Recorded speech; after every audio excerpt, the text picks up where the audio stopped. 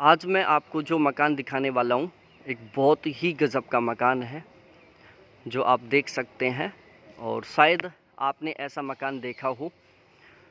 ये देखने में ऐसा लग रहा है जैसे कि कोई या तो महल हो या एक बहुत ही आलीशान मकान हो या एक बहुत ही गज़ब की होटल हो। लेकिन ये मकान रहने के लिए तैयार हो रहा है और इस मकान में जो अलग लुक आ रहा है उसका सबसे बड़ा कारण है कि इस मकान के अंदर जो कॉर्नर है वो एल टाइप के नहीं है। आपने अक्सर जितने भी मकान देखे होंगे उन सब में जो कॉर्नर है वो एल टाइप के होते हैं, लेकिन यहाँ पर इन्होंने जो कॉर्नर है वो गोल टाइप के बनाए हैं, जिसकी वजह से इस मकान का एक अलग ही लुक आ रहा है। जितने भी कॉर्नर है देख लो, सारे के सारे एल टाइप में हैं। इस मकान में वेंटिलेशन की बिल्कुल प्रॉपर वे में व्यवस्था की गई है। बहुत ही स्पेस के साथ ये मकान तैयार हो रहा है। इस मकान की यदि हम साइज़ की बात करें तो 20 फीट चौड़ा है और इसकी जो डेप्थ है वो 50 फीट है। ईस्ट फेसिंग ये मकान है। इस मकान में रसोई घर की बात की जाए तो वो ईस्ट साउथ में है। बिल्कुल प्रॉपर वास्तु के अनुसार ये मकान तैयार हो रहा है। तो चलो अंदर की ओर चलते हैं, इस मकान को अच्छे तरीके से मैं दिखाता हूँ, पूरी प्लानिंग समझाता हूँ। बाकी इस मकान में जो ग्राउंड फ्लोर है इस पर इन्होंने पार्किंग का प्रोविज़न दिया है। एक बड़ी साइज़ का हॉल बनाया है। हॉल के साथ में ही एक लार्ज साइज़ का मास्टर बेडरूम बनाया है, जिसको हम गेस्ट रूम भी बोल सकते हैं। जो फर्स्ट फ्लोर है इस पर इन्होंने एक बहुत लार्ज साइज़ की किचन बनाई है, एक लार्ज साइज़ का मास्टर बेडरूम बनाया है, लिफ्ट का प्रोविज़न है। जो सेकंड फ्लोर है उस पर भी इन्होंने एक लार्ज साइज़ का रूम, लार्ज साइज़ की किचन और लिफ्ट का प्रोविज़न दिया है। और जो थर्ड फ्लोर है उस पर इन्होंने केवल एक सिंगल रूम बनाया है।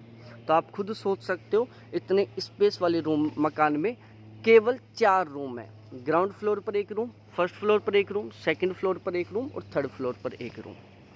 अब यदि इस मकान को देखते हैं तो देख सकते हो आप, जो कॉर्नर है वो एल टाइप में बने हुए हैं, देखो। और इन गोल टाइप के कॉर्नर हैं, एल टाइप के नहीं है। और इन गोल टाइप के कॉर्नरों की वजह से ये मकान मेरे को बहुत प्यारा लग रहा है। आपको ये मकान कैसा लग रहा है आप कमेंट सेक्शन में कमेंट करके ज़रूर बताना। अब देखो, इस मकान के अंदर जो एंट्री है वो 2 तरीके से होती है। एक तो इन्होंने लार्ज साइज़ का गेट बना दिया, उसके पास में इन्होंने एक छोटी साइज़ का गेट बना दिया। छोटी साइज़ का गेट जो रेगुलर पैदल आने जाने के लिए है। ये जो लार्ज साइज़ का गेट है ये कार पार्किंग के टारगेट से है। जैसे हम लार्ज साइज़ के गेट से एंट्री करते हैं तो यहाँ पर इन्होंने स्टार्टिंग में एक बहुत अच्छे स्पेस वाला एक पार्किंग एरिया बना दिया। और यहाँ पर एक एक्सयूवी गाड़ी आसानी से पार्क हो सकती है, फिर भी खुला स्पेस बच जाएगा। इस मकान के अंदर एंट्री 2 तरीके से होती है। एक तो इस गेट से भी आप एंट्री कर सकते हो, दूसरा ये मेन गेट है जहाँ से इस मकान में एंट्री होने वाली है। अब देखो, आपने आज तक जितने भी मकान देखे हैं उनमें अक्सर क्या होता है कि जो एंट्री गेट होता है उसके पास में जो विंडो होती है वो एक बहुत बड़ी साइज़ की होती है। लेकिन यहाँ पर देखो, इन्होंने गेट के पास में एक पतली सी कम चौड़ाई वाली एक लंबी विंडो दी है, जो इस मकान को अलग ही लुक दे रही है। अब हम यहाँ से एंट्री करते हैं इस मकान में।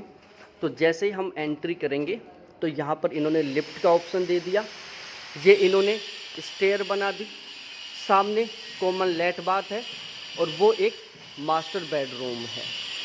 अब देखो, यहाँ पर इस मकान में जो सबसे अलग है वो है ये वाला पोर्शन जो आपको दिख रहा है। ये एक पट्टी लगभग 6 से 7 फीट चौड़ी है, जो इस मकान को किचन से और पीछे के मास्टर बेडरूम से जोड़ रही है।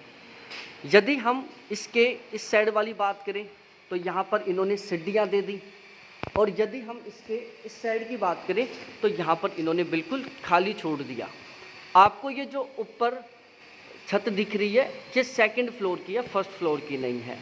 और यहाँ पर ये एक बड़ी साइज़ का झूमर लगा देंगे, जिसकी वजह से ये मकान बहुत ही गजब का लगेगा।